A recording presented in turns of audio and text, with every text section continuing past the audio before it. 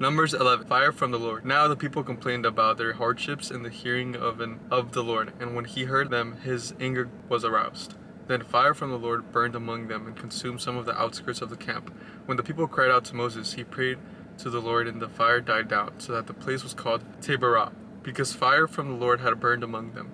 Quail from the Lord. The rabble with them began to crave other food, and again the Israelites started wailing and said, "If only we had meat to eat. We remember the fish we ate in Egypt at no cost, also the cucumbers, melons, leeks, onions, and garlic. But now we lost our appetite.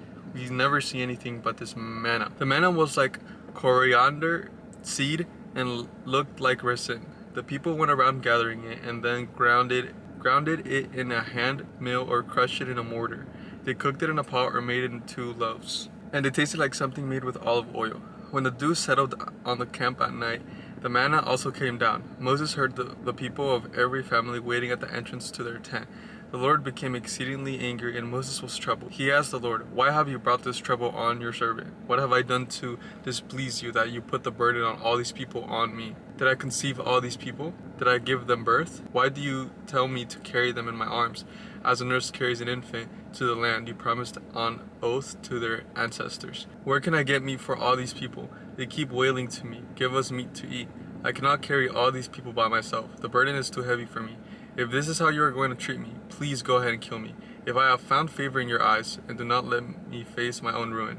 The Lord said to Moses, "Bring me 70 of Israel's elders who are known to you, as leaders and officials, among the people. Have them come to the tent of meeting, that they may stand there with you. I will come down and speak with you there, and I will take some of the power of the Spirit that is on you and put it on them. They will share the burden of the people with you, so that you will not have to carry it alone.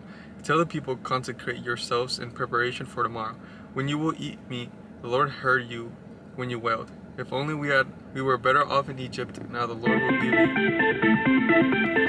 Who is calling me, bruh? "Tell the people, 'Consecrate yourselves in preparation for tomorrow, when you will eat meat.' The Lord heard you when you wailed. 'If only we had meat to eat. We were better off in Egypt. Now the Lord will give you meat, and you will eat it. You will not eat it just for 1 day, or 2 days, or 5, 10, 20 days, but for a whole month, until it comes out of your nostrils, and you loathe it, because you have rejected the Lord who is among you, and have wailed before him, saying, 'Why did we ever leave Egypt?' But Moses said, 'Here I am among 600,000 men on foot, and you say, I will give them meat to eat for a whole month? Would they have enough if flocks and herds were slaughtered for them? Would they have enough if all the fish in the sea were caught for them?' The Lord answered Moses, 'Is the Lord's arm too short? Now you will see whether or not what I say will come true for you.' So Moses went out and told the people what the Lord had said. He brought together 70 of their elders and had them stand around the tent. Then the Lord came down in the cloud and spoke with them. And he took some of the power of the Spirit that was on him and put it on the 70 elders. When the Spirit rested on them, they prophesied, but did not do it so again. However, 2 men whose names were Eldad and Medad had remained at the camp. They were listed among the elders, but did not go out of the tent. Yet the Spirit also rested on them, and they prophesied in the camp. The young man ran and told Moses, "Eldad and Medad are prophesying in the camp." Joshua, son of Nun, who had been Moses' aide since youth, spoke up and said, "Moses, my lord, stop them." But Moses replied, "Are you jealous for my sake?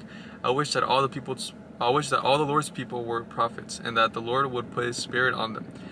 Then Moses said, "The elders of Israel returned to the camp. Now a wind went out from the Lord and drove the quail in from the sea. It scattered them up to 2 cubits deep all around the camp, as far as a day's walk in any direction. All that day and night, and all the next day, the people went out and gathered quail. No one gathered less than 10 homers.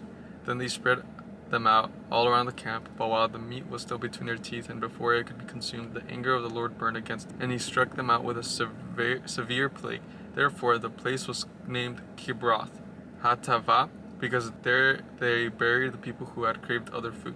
From Kibroth Hattaavah, the people traveled to Hazeroth and stayed there. Numbers 12. Miriam and Aaron oppose Moses. Miriam and Aaron began to talk against Moses because of his Cushite wife, for he had married a Cushite.